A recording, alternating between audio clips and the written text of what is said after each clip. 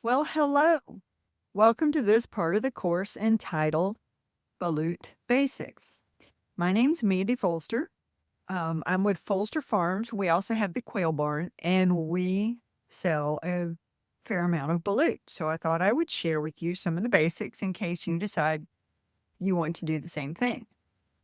The things we're going to talk about today are one, what is balut and how do you make it?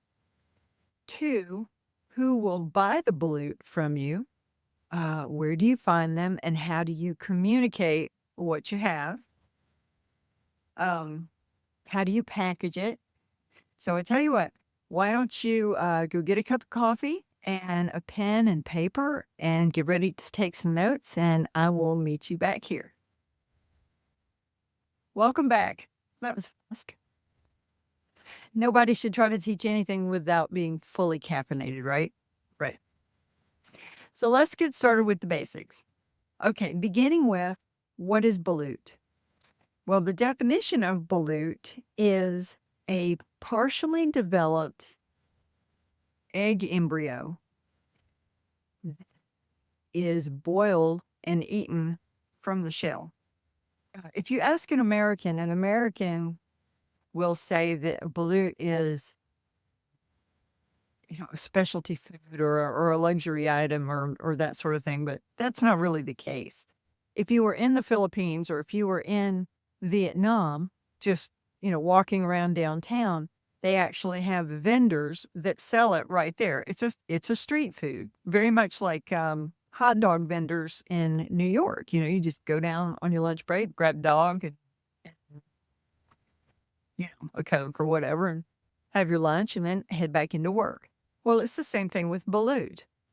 Now, generally, balut is sold at night because some people are a little squeamish about eating balut, where they can really see what they're eating. That applies mainly to the larger balut, such as duck or chicken. Now, quail balut is much smaller, and it's just like eating a chicken nugget. It's just open it up and pop it in, and off you go. Okay, so that's balut. Now, the first question usually that anybody asks me when I tell them that we sell balut is, "Oh, they're boiling a bird alive?" That's not how balut is prepared.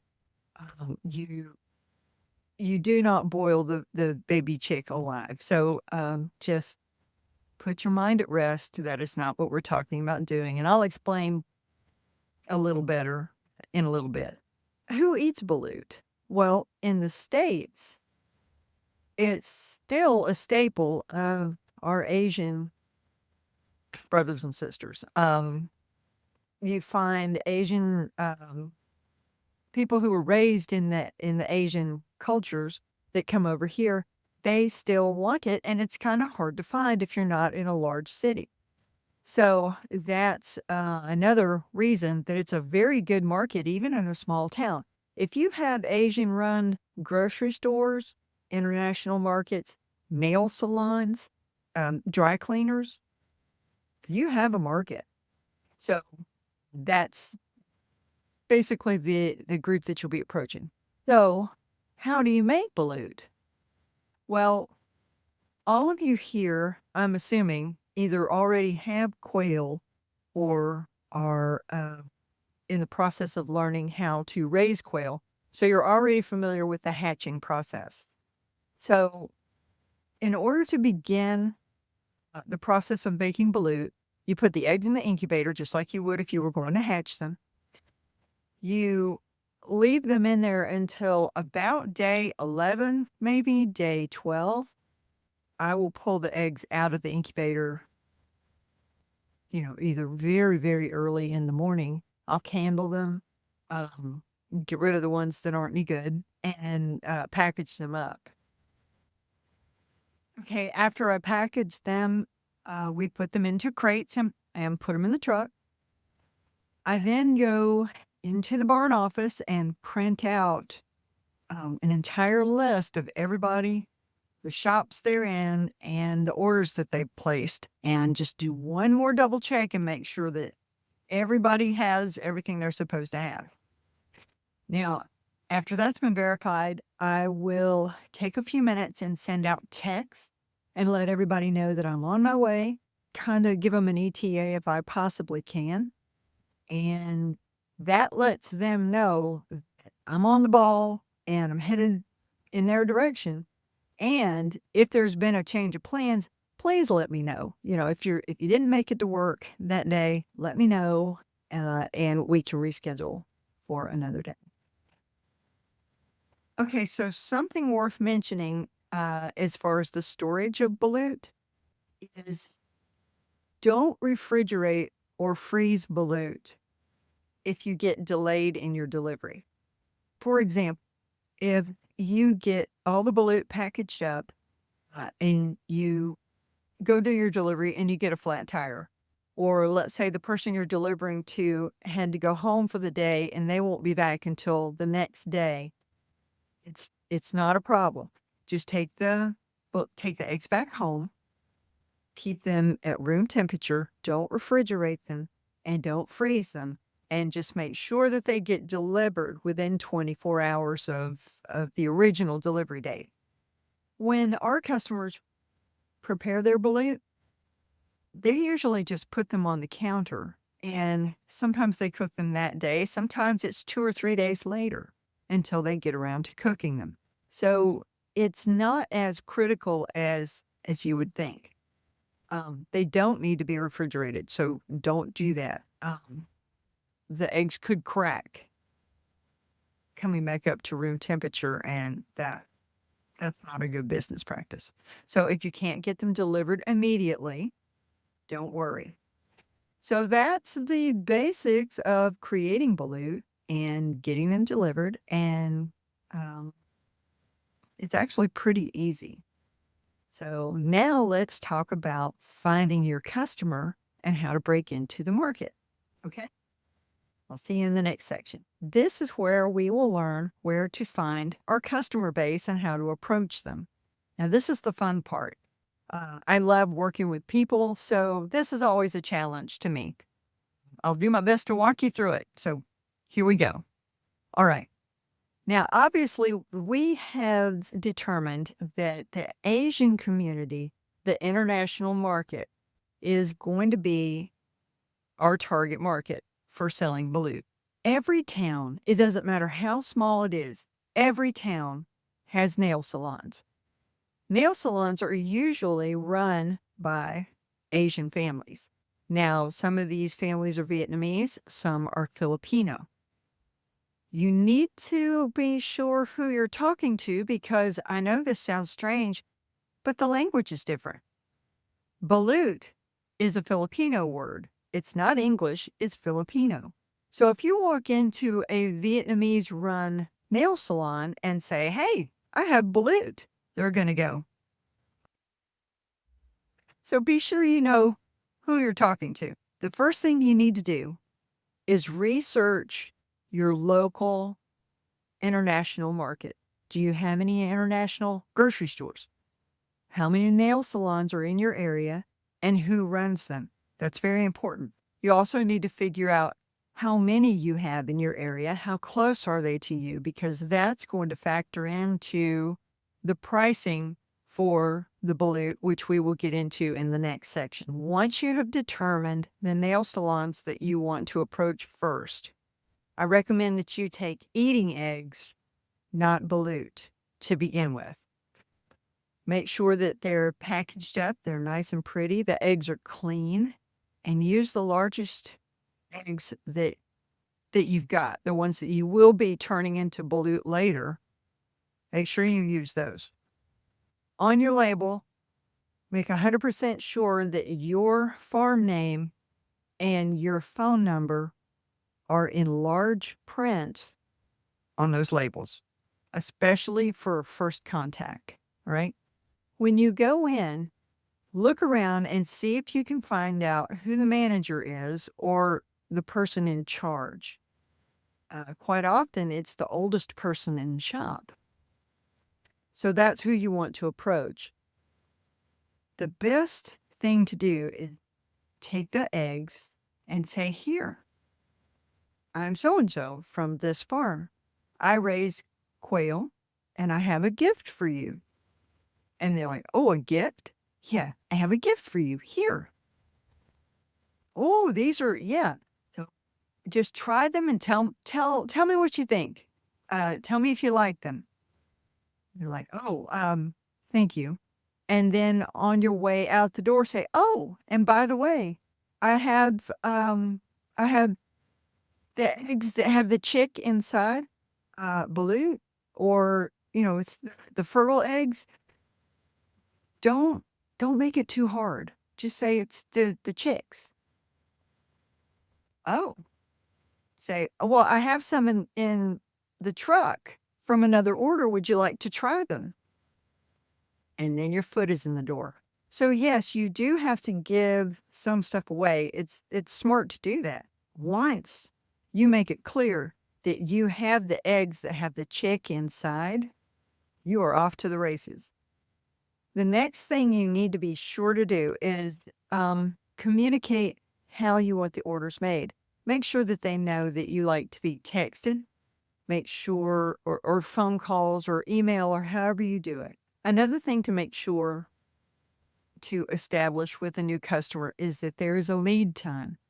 If you want 10 dozen balut, you need to let me know 2 weeks in advance. You can't just call me on Thursday night and say, hey, I want 10 dozen balut on tomorrow morning when you're making your rounds. If you're very clear up front, and I can't stress this enough, you have to be very clear up front. It'll keep you out of a lot of trouble in the long run. And I know. It's so hard to say no to people sometimes, well, especially if you have a little bit extra here or there. I mean, use your own discretion, but try not to develop bad habits right off the bat because your customers aren't going to understand that this was a one-time thing or that this isn't something that you can usually do. They're looking at it as sort of like going to the grocery store, but hey, the grocery store is delivering to me instead. So, hey, by the way, I'm having a party next week. Can you give me, you know, 50 dozen balut? No, you should have let me know 2 weeks ago or 3 weeks ago. I can't do that. So, anyway, communication is the key, is the point. Another thing to think of is delivery fees. Do you have a delivery fee? Is delivery free? Is delivery free if you order X amount of balut in that particular order? Whatever your parameters are, make sure that your customer understands if there's a delivery fee, when it does and does not apply. Now, for us, we don't do a delivery fee because our customers know we come from so far away. We live way out in the country. So it takes me sometimes 45 minutes or an hour to get to my customers. They know how far I'm coming. So they always order a lot at one time. I very, very rarely ever have an order that's less than 5 dozen balut or 5 packages of balut. Our packages are 24 per package, and they will usually or not order any less than 5 packages per order. So that has worked for us, but we've always been very clear about the fact that we don't charge a delivery fee because the orders are so large. They picked up on that immediately. So yeah, keep those things in mind. Communication. How do you want to be communicated with? Lead time. How much advance notice do they need to give you? Delivery fees. Do they apply? When do they apply? When do you get free delivery? So there you go. I hope that that clears up how to identify your people, how to approach your people and get your foot in the door, and how to develop a good long-term relationship. So in the next session,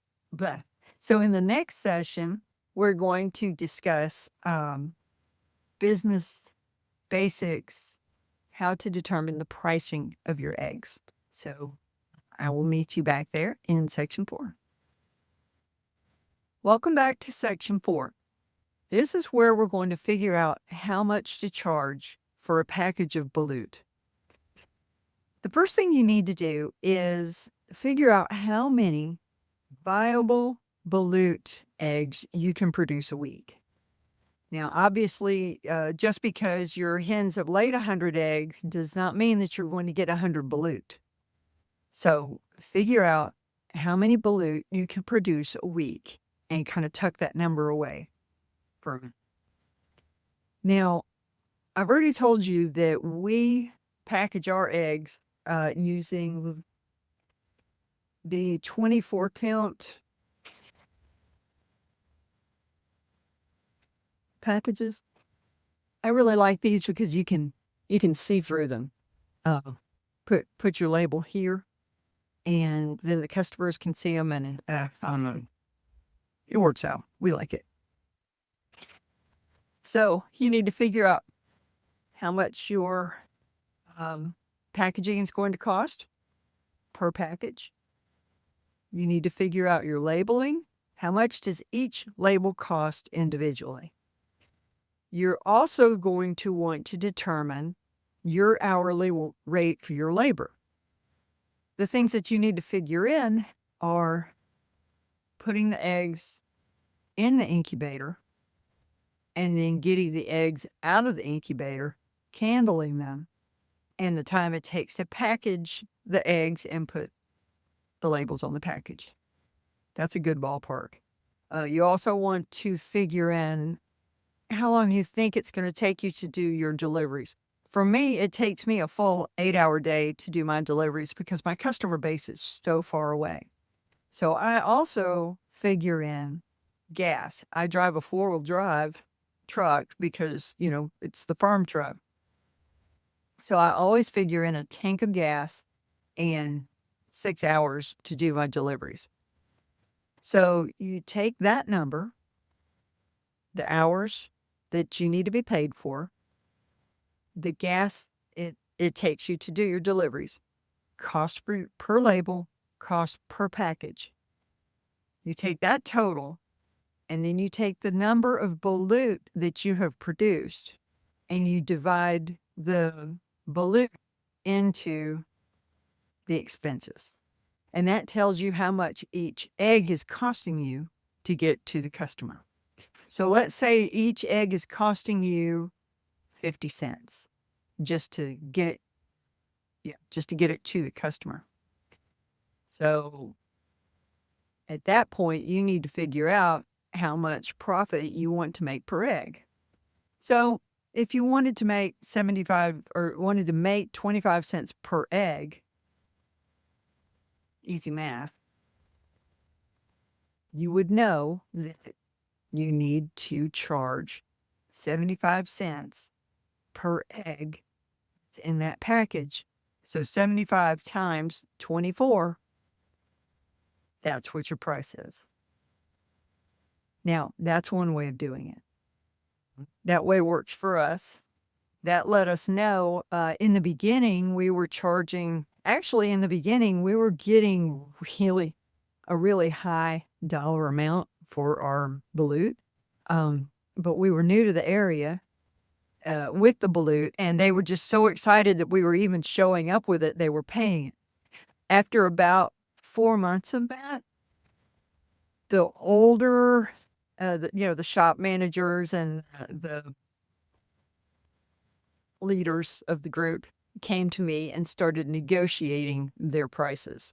So then I had to figure out exactly what I needed, and you really have to hold your ground when it comes to negotiation, because believe me, negotiation is coming. It's a sport with these guys. It's a cultural thing, which was hard for me because I'm the sort of person that I'll ask you how much something is, and you tell me.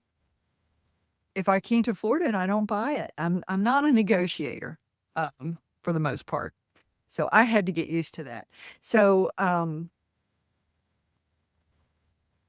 just explained to them, the feed company doesn't negotiate with me.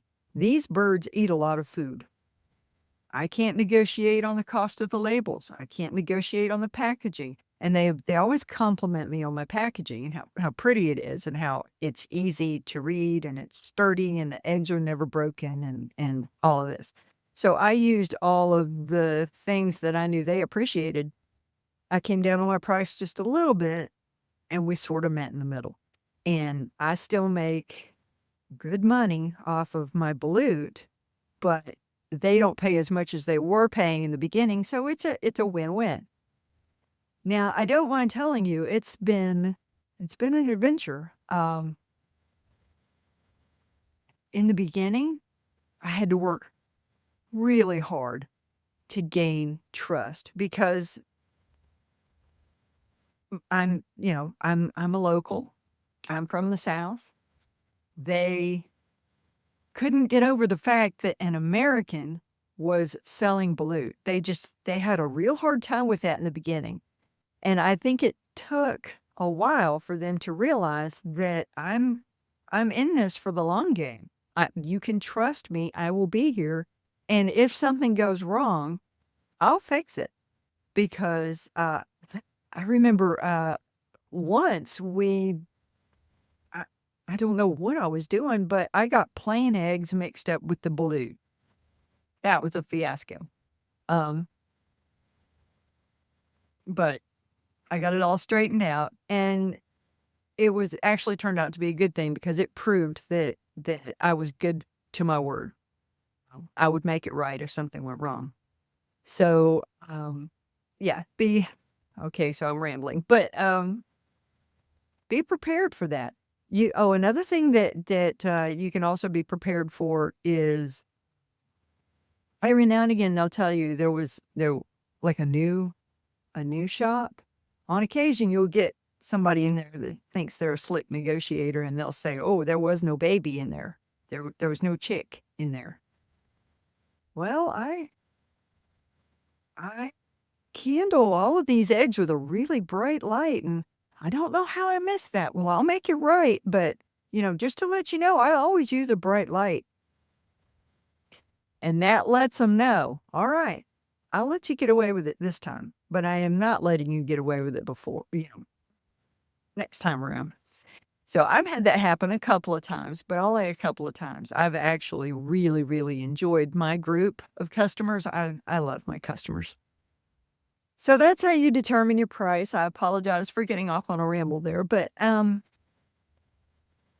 just trying to give you as many tips as I can so that you can be successful in this market. If you have any questions, shoot us an email. Our email, folsterfarms@gmail.com. I'm always happy to try to be of help. There are questions I can answer about packaging. We have a PDF that's available of pages that you can go to, USDA or Department of Agriculture, that lists out the regulations or sometimes the lack of regulation concerning the sale of balut. I really look forward to hearing stories of success, of new balut markets picked up. And if you have some challenges and you need some help, I'll be happy to help if I can. All right, guys, thank you for joining us. And I hope to see you soon. Bye.